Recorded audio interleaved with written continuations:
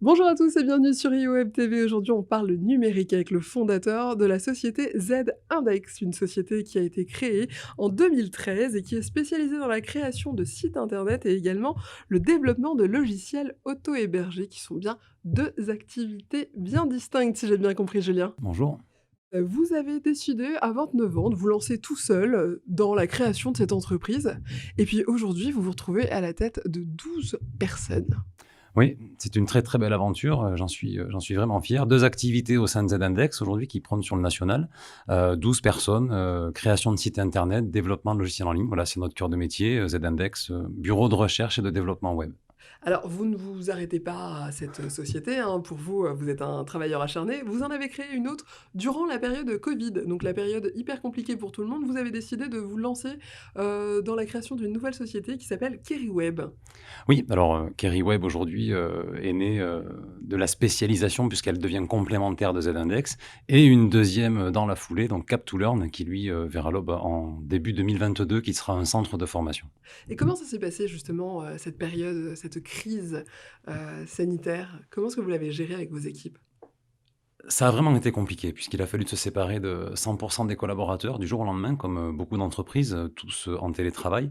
Je pense pas que les sociétés du numérique soient plus à même que les autres, de pallier à cette situation-là. Il a fallu faire preuve de beaucoup de bienveillance avec tout le monde, prendre soin des collaborateurs à distance et surtout investir sur des logiciels qui nous permettaient de gagner en productivité et suivre la totalité des projets, même sans être au bureau. Donc on a à 100 dématérialisé la structure.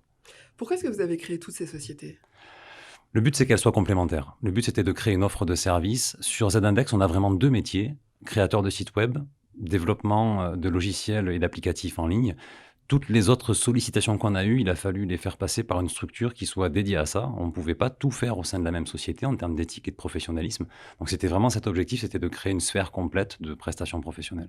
Et aujourd'hui, quelles sont les sociétés qui font appel à vos services? Et comment est-ce qu'elles vous trouvent? Surtout parce que vous ne faites aucune publicité. Non, non, non, aucune publicité, quelques affichages sur les réseaux sociaux, mais rien de plus. C'est beaucoup de bouche à oreille, beaucoup de fidélité et surtout beaucoup de remerciements de la part de nos clients. On travaille sur, un savoir-faire, assez spécifique pour la majeure partie d'entre eux et ils nous recommandent. Après qui travaille avec nous? Tout le monde, j'ai envie de dire. Les boîtes de un salarié jusqu'aux sociétés aujourd'hui, grands comptes, en passant par les TPE, les PME, les ETI. On n'a pas de modèle de client.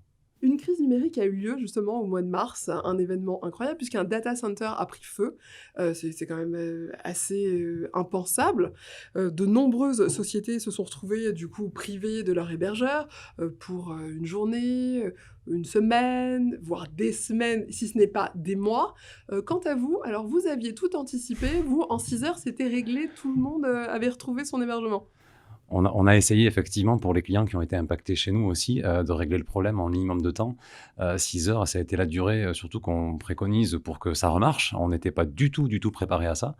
On a une épée de Damoclès sur la coupure de service, avec laquelle on vit au quotidien et on investit depuis déjà plusieurs années sur des plans de reprise d'activité qui sont forts, qui sont rigides.